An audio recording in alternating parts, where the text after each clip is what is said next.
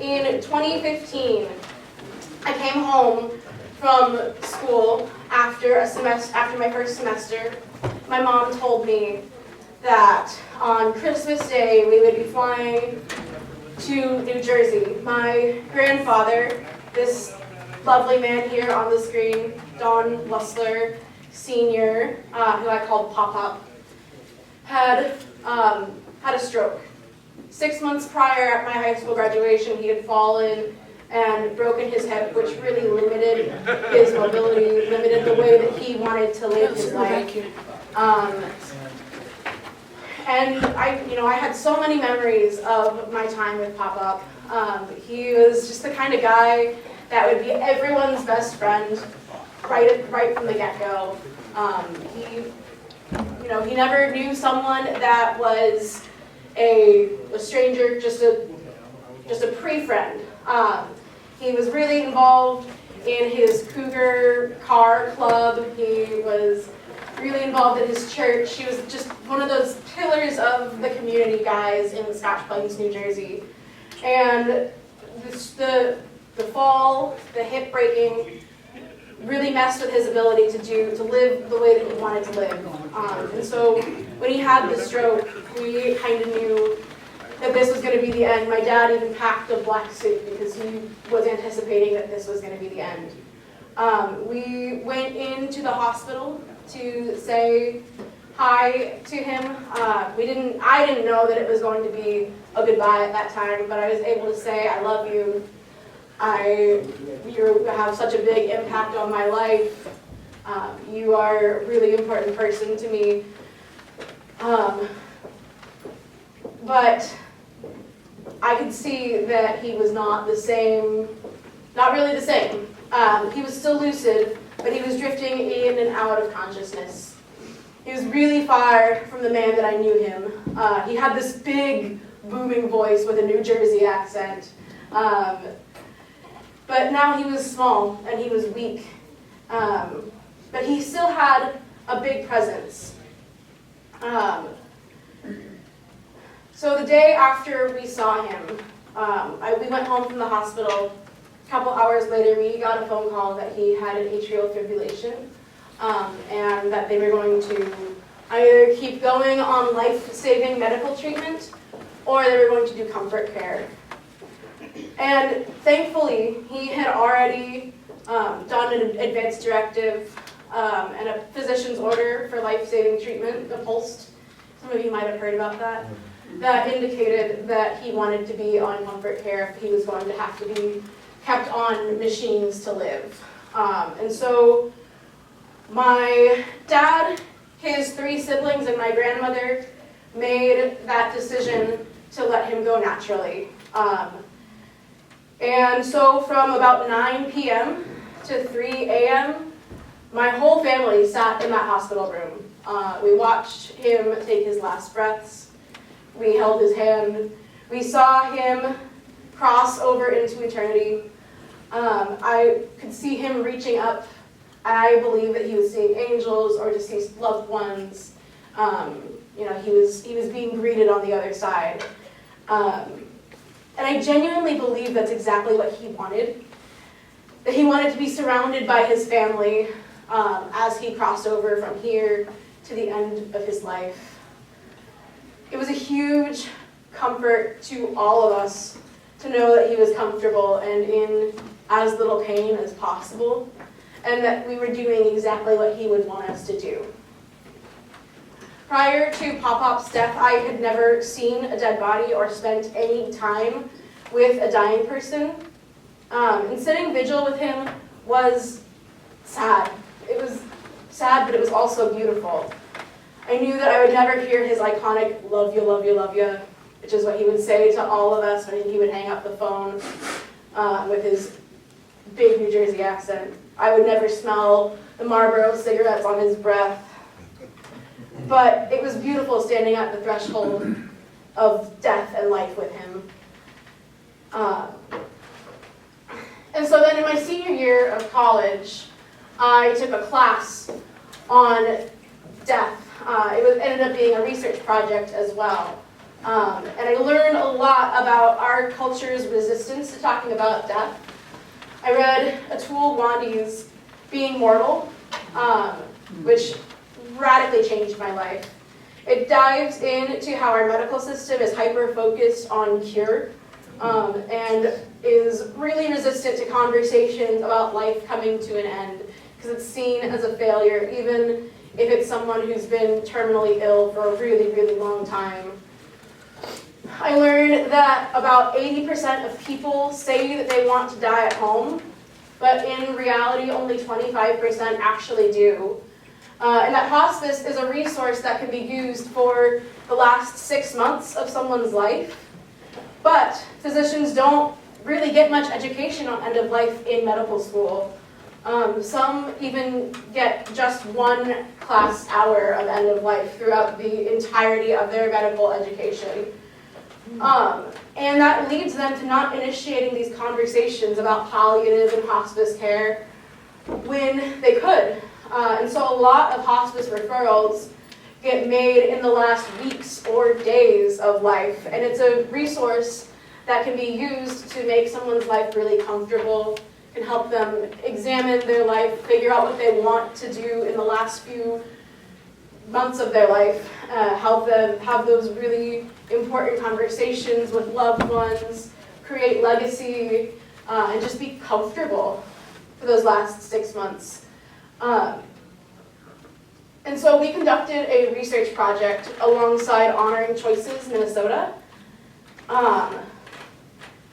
It's an organization, a national organization that helps people have those conversations and fill out their advance directives to make sure that people are having these important conversations.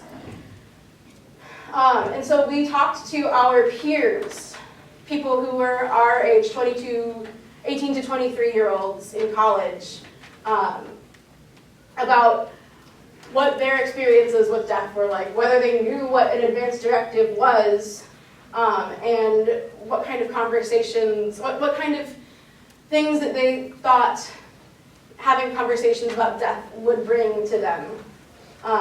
And these were really meaningful conversations with people my own age. And talking about death and dying kind of lit a fire in me, which was really weird because apart from the 6 other students who I did this project with, I had never met someone else my age that was eager to talk about end of life. I want to read a quote for you from Being Mortal, because I think that it just really encapsulates a lot of what I believe about death and dying. Being mortal is about our struggle to cope with the constraints of our biology, with the limits set by genes and cells and flesh and bone. Medical science has given us remarkable power to push against these limits, and potential value of this power was a central reason I became a doctor. But again and again, I have seen the damage we do in medicine when we fail to acknowledge that such power is finite and will always be. We've been wrong about what our job is in medicine. We think our job is to ensure health and survival, but it's really larger than that. It is to enable well-being, and well-being is about the reason one wishes to be alive.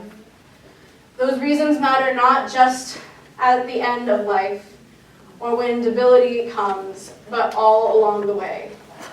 Whenever serious sickness or injury strikes and your body or mind breaks down, the vital questions are the same. What is your understanding of this situation and its potential outcomes? What are your fears and what are your hopes? What are the trade-offs you are willing to make and not willing to make? And what's this course of action that best serves this understanding?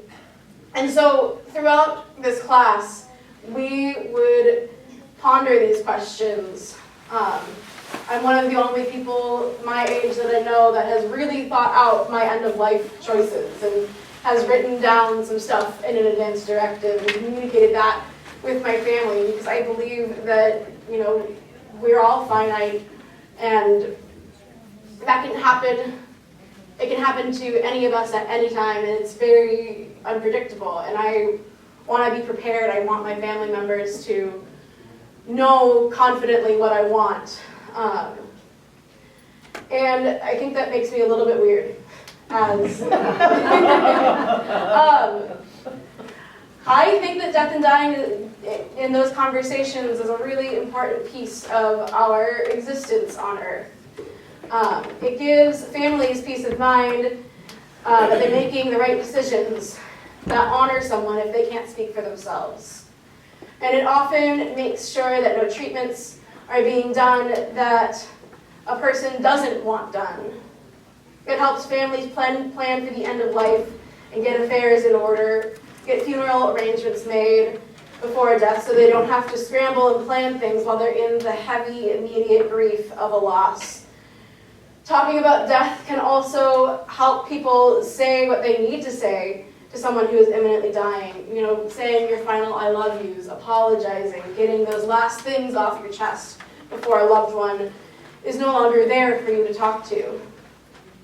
It helps us understand that our life is temporary, and that was reflected in the research that we did, that when people were talking about death, it helped them understand how they wanted to live, and helped them understand what they wanted their life to be, what they wanted their legacy to be. And I feel so much more grateful for my life in the face of knowing that it's not forever, that nothing is forever. And for me, it makes me feel more connected to the people around me, knowing that we all share this common experience. You know, we're different in all kinds of ways, but we're similar in the fact that we're all one day going to die. And we're all spending our life trying to figure out what we're going to do with this limited time that we have. And talking about our fears and questions surrounding death makes us feel less alone. I've noticed that in the conversations I've had with my friends, the friends that are brave enough to stand on this threshold with me, that they often, I've noticed, feel a lot of relief finally saying, wow, I haven't been able to talk about this, but I think about it all the time. And I find that the people who I can talk about death with, I end up having a really deep connection with. I have closer relationships and more real conversations with these people. So, why should we as Christians talk about death? Well, because death and life in our theology are very much intertwined. Theologically, we have new life because of Christ's death and resurrection. In our baptism, we participate in the death and resurrection of Jesus Christ, and we're raised to this new life. We experience life through death. And at funerals, we start out with a remembrance of baptism, seeing death as the completion to our baptism and our new life in Christ. So here's a verse from Romans 6:3-5. Do you not know that all of us who have been baptized into Christ were baptized into his death? Therefore we have been buried with him by baptism into death, so that just as Christ was raised from the dead by the glory of the Father, so we might too walk in newness of life. For if we have been united with him in death like his, we will certainly be united with him in a resurrection like his. And like I said earlier, I think talking about death helps us engage in life in a new way, more honest and vulnerable, and we destroy the myth that we're infallible. And in the early church, death and life and baptism and death were preached a lot more in sermons. We don't really hear messages like that from church much anymore. That death and life that you can find new life from death. Some people in the early church thought that baptism had a connection with the Exodus story going through the Red Sea. That baptism was being drowned. It was a much more brutal way of looking at it. Like they would only do full submersion baptisms. And at some times in the early church, baptismal fonts looked like tombs to make this metaphor really, really stick in people's minds. In St. Ambrose in Milan's church had the catechumens descending into steps into the waters with the depth, dying into Christ's body and rising on the other side to immediately receive communion. And Martin Luther only ever wanted to do full immersion, even with like little children, because it was signifying that drowning, dying, and raising to new life in Christ. And still in some Central American congregations, baptism begins like a funeral procession. The priest and the family are all wearing funeral garb, like black clothes. There's songs of lament. And then the child is fully submerged into water. And then they rise, and Easter morning songs are playing. I think that Mount Olive does death and life the best out of any other church that I've been a part of. Most churches that I've seen have viewed death as the enemy, focused more on like death, where is your sting, and things like that. And don't get me wrong, death is hard, and it's tragic, and it's full of a lot of pain and difficult conversations.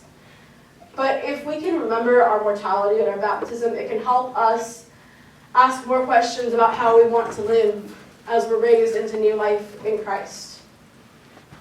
So, I became really comfortable about death, really wanting to have these conversations, and felt pretty much an oddball, which I am, but I felt pretty alone in this. Didn't really know that there are many people out there like me who wanted to intentionally have these conversations about death and dying, and spend time with people who were dying, until I saw this video. And then I'll play it for you and we can talk afterwards. Today we're going to talk about death, and it might be uncomfortable and it might be hard, but I promise we're also probably going to have a lot of fun. I feel most alive when I am talking to people about their death. Their options, the two major ones that exist, are burial and cremation.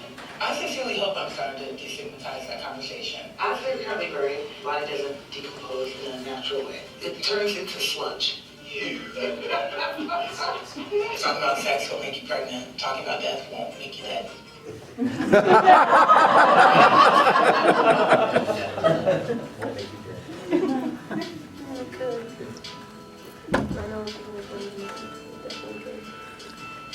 death doula is somebody who helps a person who's dying plan for their death and supports the family through the death. A lot of people think that my work is doom and gloom, but in fact it's the most invigorating and life-affirming thing that I know how to do. I love life. And that's why I am drawn to working in death. Obviously not. I can't hear, and I couldn't hear last week's either. So I was hired by a family in Colorado to discuss what an unpleasant would look like because mom has cancer. Planning for death looks like a lot of things. Getting an advanced care director together, creating a very clear death plan about how you want to die, and it looks like getting arrangements for funeral or disposition of the body. Come on, hello. Hi. I'm feeling a little melancholy because I have cancer, and we actually started talking about this when I was in the hospital. The fact that I don't have a will, and you don't think about stuff like this until you are having to think about it. My hope is to honor your wishes as fully as possible. Whatever feels right for you, we'll do. Okay. So this is your advanced planning document. So by the time this is complete, it will be a legally binding document. It should have all the things that your family members will need to handle your affairs in case of serious illness when you're not able to anymore, or after your death. What are your general thoughts on life support treatment? The only experience I've ever had was with my mom. I don't know, what do you guys think? It comes down to what you would want if you were in that situation. I don't want to be one of those people that is in a coma for 2 years. Right. Would you want machines to support if there was a chance you could get better? Yes. Okay. I don't want my family to suffer. Okay. That's the thing. I do not want my life to be prolonged if the likely risks would outweigh the expected benefit. Okay. From working in death, I've learned that life is so precious, and even the pain is as pleasant as the joy. Man, I've seen so much joy. What would you say has been the greatest source of joy in your life? These two. It is amazing for me to wake up in the morning and my grandson comes in and bothers me. I never could have imagined that my life would have this kind of happiness, this kind of joy. There's always going to be worry. This illness, it has really taught me whatever my life is going through, wherever I end, it's about today. If this illness takes me, you will be able to tell them that I was the happiest person today that you've ever seen. Your joy is palpable. I can feel it. It's seeping over into me. The biggest misconception about my job is that it's sad and heavy, and I always think, well, come try it for a day. We end up laughing a lot during my end-of-life planning consultations, and even when people are getting closer to the end of their lives, there's still plenty of life in it, and there's still plenty of light. Right here, mental and emotional pain. When I am mentally or emotionally unwell, I prefer to remedy it through marijuana. Or some marijuana.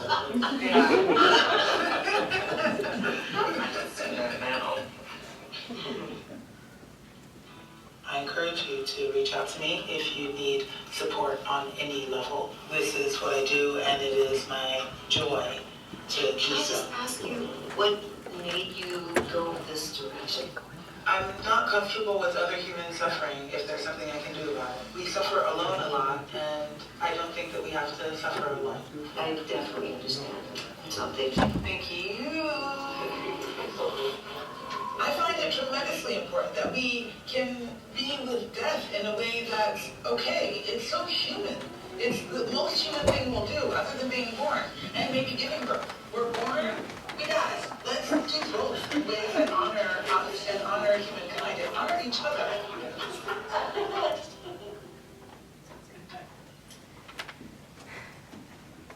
So I'll just show that bit of the video. Was there anything that was surprising for you when you watched that video? Anything that you learned that was new? Anything that you liked? Or anything that you didn't like? I was sad at the small boy sitting in the hall outside, listening from outside and not being interrupted. Yeah. I've had those conversations with my grandsons. Yeah. They don't like being pushed away. No, they don't. And oftentimes, including our little ones in those conversations helps them and demystifies death for them so that it's not this big scary thing, it's this thing that happens to people.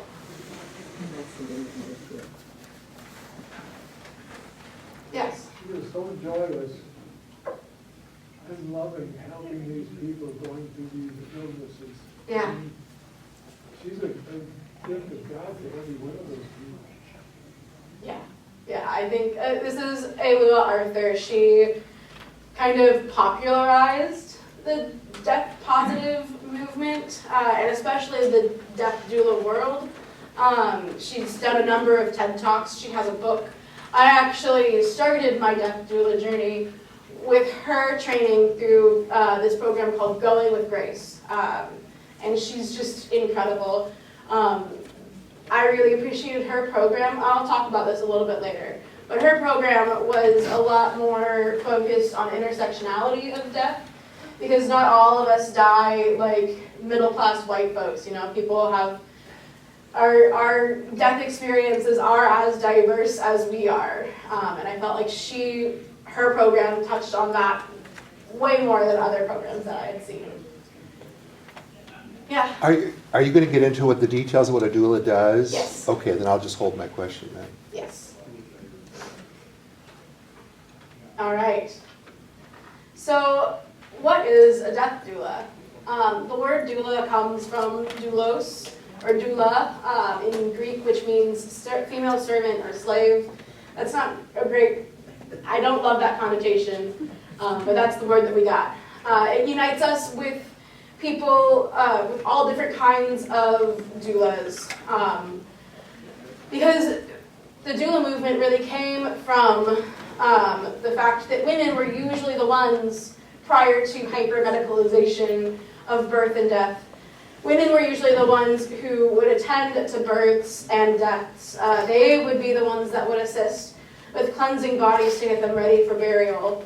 But on the birth side, they would be people who would walk pregnant people through all the pieces that went into having a child. So different kinds of doulas. Birth are people who are advocating for pregnant people and helping with a safe delivery of a child. Death doula, we will figure that out as we go along. That's why you're here. Bereavement doulas are people who will walk with people through the early stages of grief and bereavement, and some bereavement doulas have a more long-term process of walking with people who are bereaved. And then abortion doulas are, it's an emerging field right now. They're people who walk through the physical and emotional experiences that come with having an abortion. It can be something like making sure the person is as comfortable as possible during the actual procedure, like even having blankets or coaching them through exercises, breathing exercises to make the process a little bit less painful emotionally or physically. And then on the other end, we'll walk people through all the emotions that come with having an abortion. I see doulas as midwives. I like to think of us as midwives on both ends of life. Birth doulas usher a life into this world, and death doulas help a life peacefully transition out of the world. We are the ones that stand at the threshold of life and death, both at the birth side, because in the birth doula side, you are standing on the threshold of life and death, because birth can be a really dangerous thing, especially for folks where maternal mortality rates are really high. And then at the end of life, we're standing on the threshold of life and death because a life is leaving this world, and people who are left here are trying to figure out what their life looks like after a person does leave this world. So specifically, let's get into what a death doula does, because that's why you're here. This organization at the top, this is the International End of Life Doula Association, also known as INELDA. They're kind of the gold standard for what death doulas are. And they describe death doulas as someone who provides companionship, comfort, and guidance for those who are planning for death, diagnosed with a terminal illness, or facing imminent death. Doulas offer non-medical, holistic support encompassing emotional, spiritual, and practical care. Doulas offer resources to help the dying person and their circle of care make informed decisions in a supportive environment. So, they provide, and they can help with a bunch of different things. All of these things are things that death doulas can do. So provide an opportunity to speak frankly about death, help with creating advanced care directives, help get affairs in order, and that is inclusive of even like helping someone write down all their passwords so their loved ones can go in and close their accounts. That can be helping people go through their stuff, because I'm sure that many of you in this room know that we collect a lot of stuff, and going through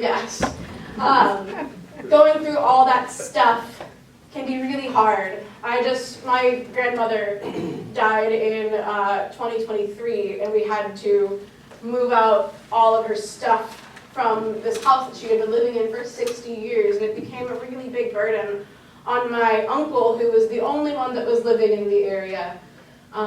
And so they can help, going through grandma's jewelry, saying, who wants this and who wants this? And what do you want done with all of your stuff? It can help the dying person and their family find meaning in life. You know, when someone's at the end of life, there's a lot of questions about what did this all mean? And the people who are watching that person die are looking at themselves being like, well, how am I going to make meaning out of all the suffering that I'm experiencing? One of the things that death doulas do really, really well is creating legacy projects. So I'll give you an example. And that's just something that can help people, that can be something that can help people remember the person. It can look like a donation fund. It can look like just like an art project. There have been synchronized swimming choreography that was dedicated to someone who had died. In my own personal life, right after my grandfather died, right after Papa died, my grandmother, who is now of blessed memory, she sent all of the family members this list of all of Pop-Up's sayings. I can't remember some of them right now, and other ones are not appropriate for here. But it was just such a delight. There are some things that I had never heard him say, because I was 19 when he died, and he probably just didn't want to say that in front of a 19-year-old. And then there was something, I mean, his love you thing was iconic. It can be something like getting a memorial tattoo, and it can happen on both.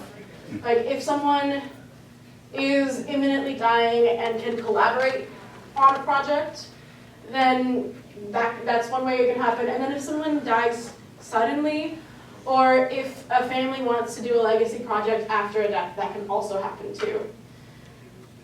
You can discuss and support end-of-life planning, develop a plan for how a space looks, feels, and sounds when someone is actively dying.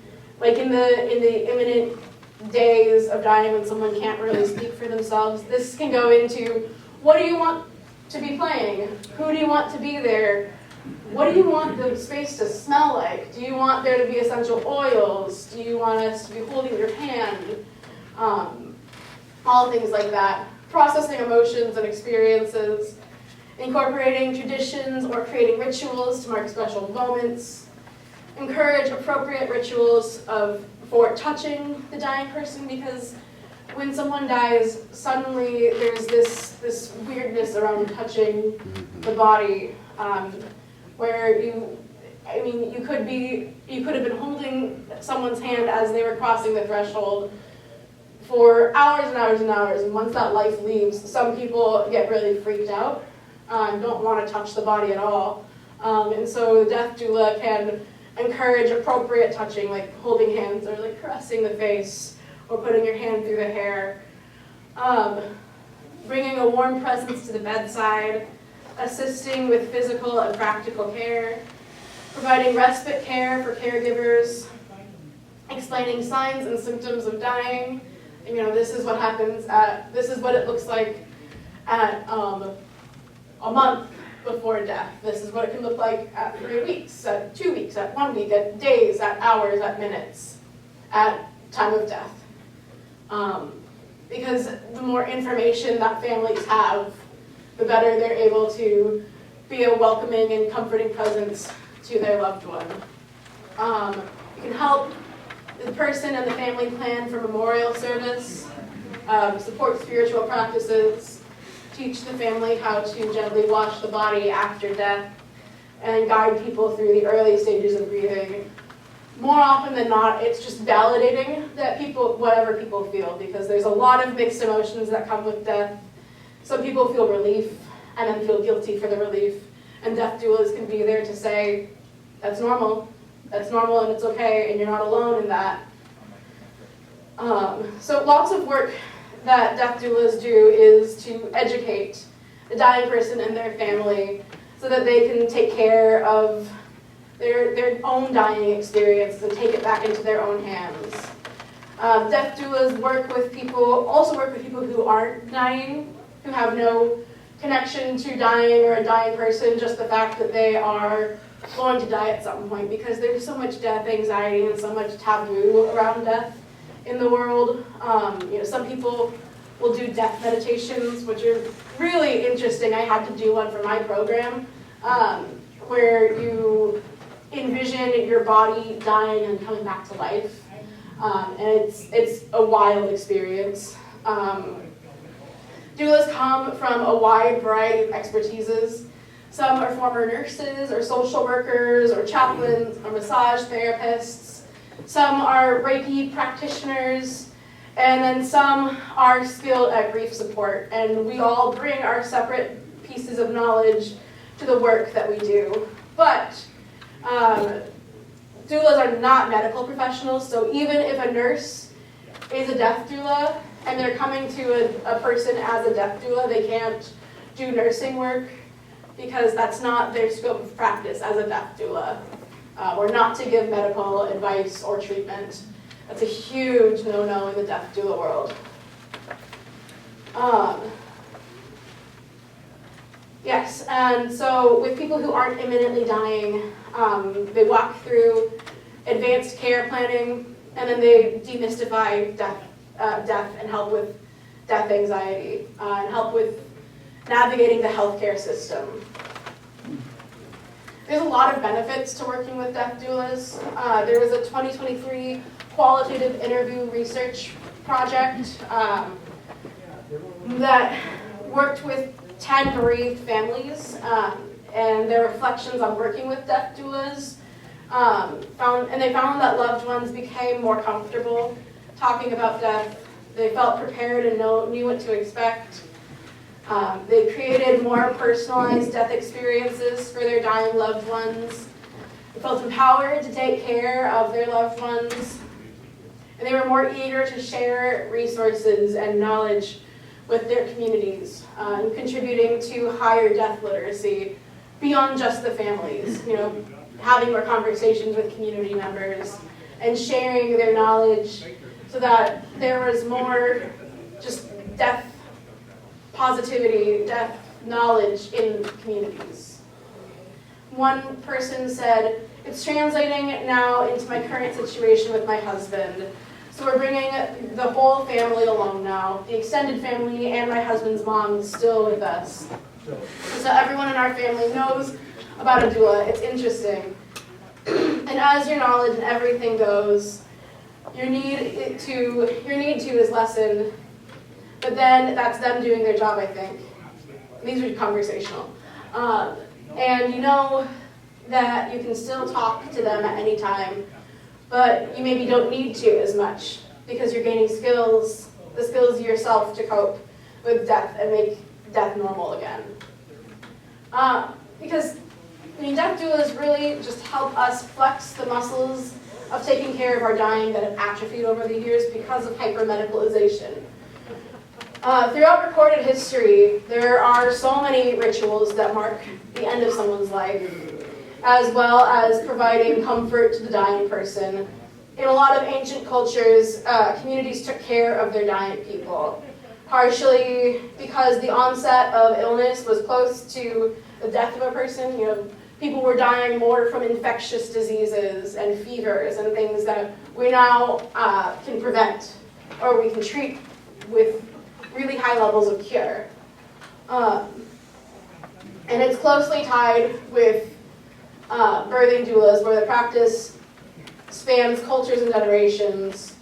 There are a lot of practices like anointing a dying person and providing vigil, and sitting with those who mourn, washing the body, and that practice goes back to the beginning of time almost. An example of this, Appalachians had a quote-unquote sitting up where the whole community would come and sit vigil with the dying person and would bring food and coffee to the family, and they would do chores for the family, and it was kind of a social taboo not to sit up for the death watch. Death care was in the home for the majority, but during the Civil War, hospitals began to grow, and around 1880-ish, hospital deaths were gradually increasing. In the 1950s and 1960s, birth and death were hyper-medicalized, and people were dying of chronic illnesses more than these infectious diseases that used to take people's lives. Doulas came into the scene in the 1980s in relation to postpartum care, and death doula care came in the late 90s. A woman named Deanna Cochran, who was a former hospice nurse, was one of the first people to develop the concept of a death doula. She, in 2005, developed a end-of-life doula training program, and she has a website where she provides a really amazing history of end-of-life doulas.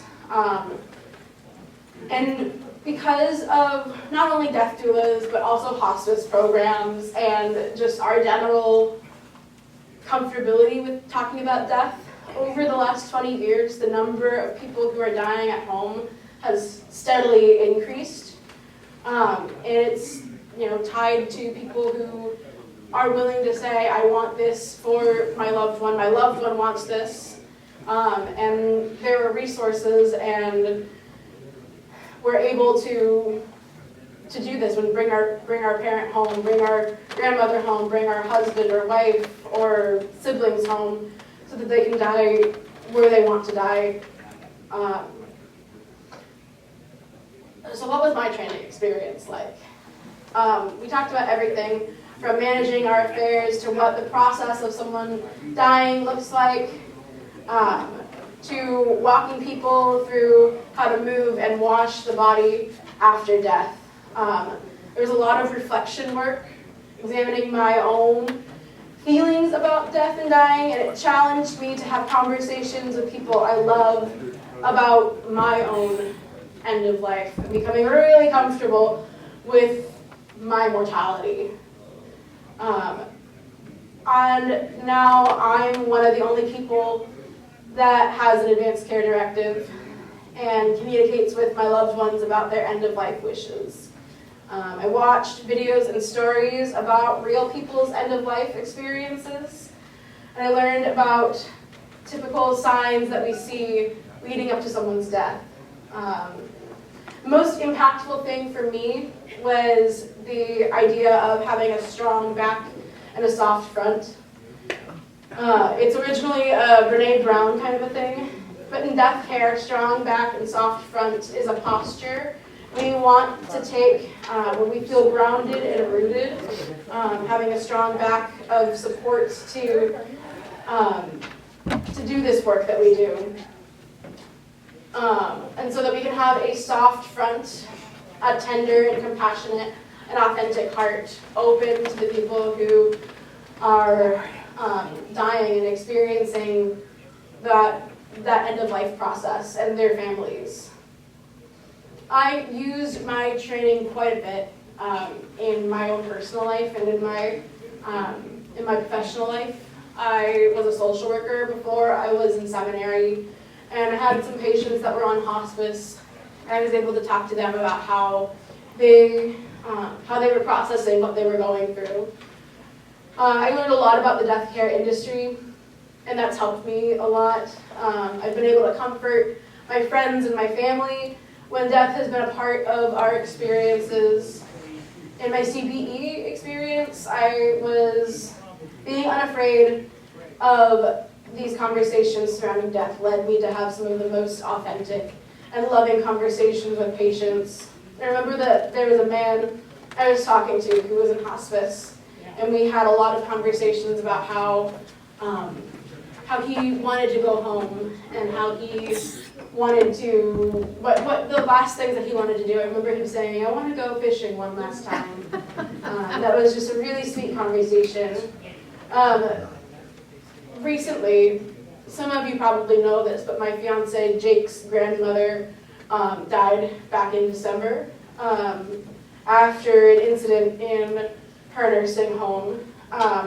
And when he and his family had questions about death and dying, myself and Jake's cousin Jordan, who's a social worker now, were fielding a lot of those questions, and being able to have that strong back and soft front was a really helpful thing, not only for myself, but for Jake and his family as they moved her onto hospice.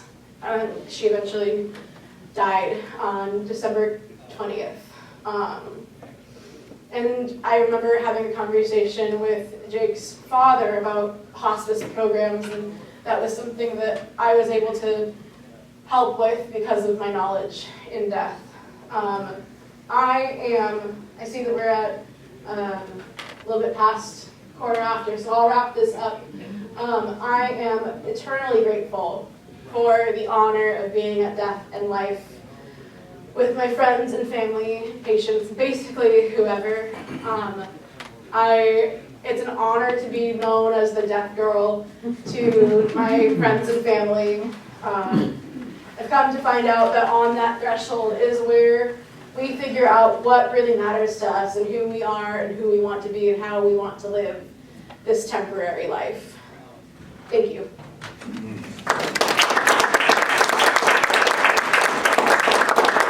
Any questions? Yes. Is there a certification process? There is, yeah. So it's through an ELDA. And actually, if you want to be connected with a death doula, they are the place that you go. It's a process of working with dying folks and then writing basically verbatims where you write down exactly what you said and exactly what they said, and you send it to them, and they look it over, give you pointers, and then you have to do another one. And then send it to them. It used to be a test, and now it's more of a practical based, like not just knowing the answers, but actually having that experience. So if I were looking for a death doula, I could look for someone who's certified. Yes. By an ELDA. Yes. Thank you. Yeah. And then you could also get connected with, some hospice programs have a list of death doulas. It's still an emerging field, so not all hospices will have them, but lots of them do nowadays. Yes? Could you talk about the intersection between death doulas and hospice movement and institutionalized hospital care? How do those things work together or not? So hospice, and I think that the death doula movement came out of the hospice movement. People saying, okay, I think that we need a little bit more individual emotional care of the person. And death doula work is still not recognized by most healthcare programs, so it's billed on a private pay basis. Some will have sliding scales, some will have a flat rate. Hospice and death doulas work together a lot more than the hospital does. Hospice and death doula work kind of came out of people looking at what was happening in hospitals, looking at people who had been terminally ill for a long time and still getting CPR if they coded, and saying, I don't think that's right. I think that we should change that.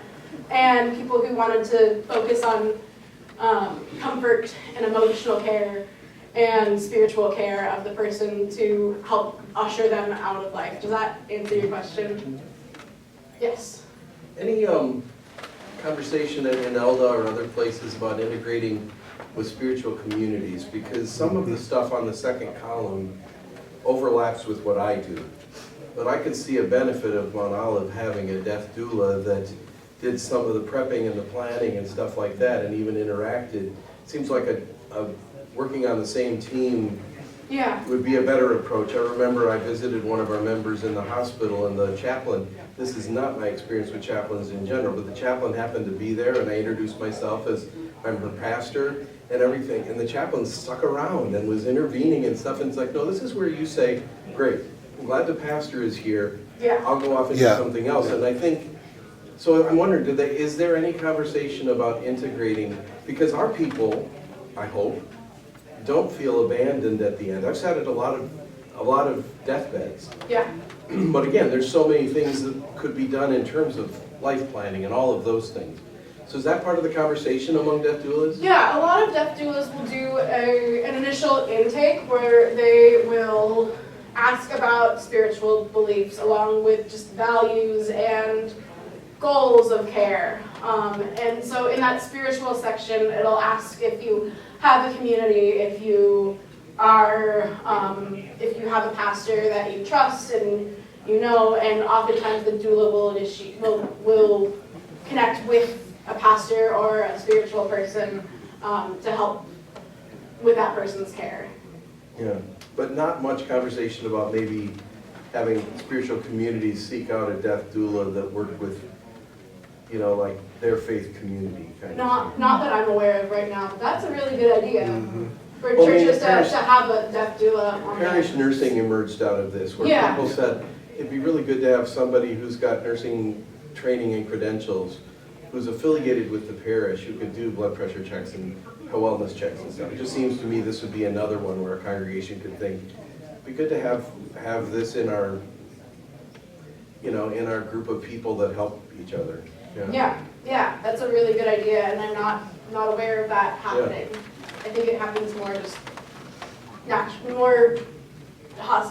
the doula becomes connected with helps the person decide how much they want connection with the spiritual community. Yes. Just following up on Pastor's comment, Yeah. I would think it would be really helpful if synods and the PLC in general developed programs like this, and you know, you can imagine deacons being deaf doulas. That would be their primary, and that they could serve a variety of congregations, you know, in an area. So, Have a call from the Synod Council that enabled them to be of service to many. Right. Yeah. I like where your heads are going a lot. What I think is interesting is, you know, transitions in life. This is all about transition, you know, in at many levels. And I think it's really interesting how maybe there are other, the doula maybe isn't the correct term for it, but other transitions in life that we go through where we could really appreciate having somebody to kind of give birth to us, midwife us through those experiences, you know. Whatever it might be, you know, a loss of some kind, not necessarily of a human being, but a loss of a dream or a loss of just. Do we have other people who can function as doulas? And then the other thing I want to say quickly, this is unrelated. Paula has something to pass out before you go, huh? Yes, I do. And for next forum, so I'll just say that quickly and go back to what you were saying. Yeah, I mean, right now there aren't doulas per se that midwife people through those lowercase L losses. It's more just like the uppercase L. Right. Because we all do go through little L losses, and sometimes it feels like capital L losses. But yeah, maybe doulas could be working on figuring out how to usher people through those times. I think that more or less that's where therapists and counselors come in, or spiritual directors. Right. But doulas are more focused on like the beginning and the end. I just was thinking, well, could we divorce you? Yeah, that would be great. So I have some, if you are interested in continuing this conversation, I have a couple forms over here.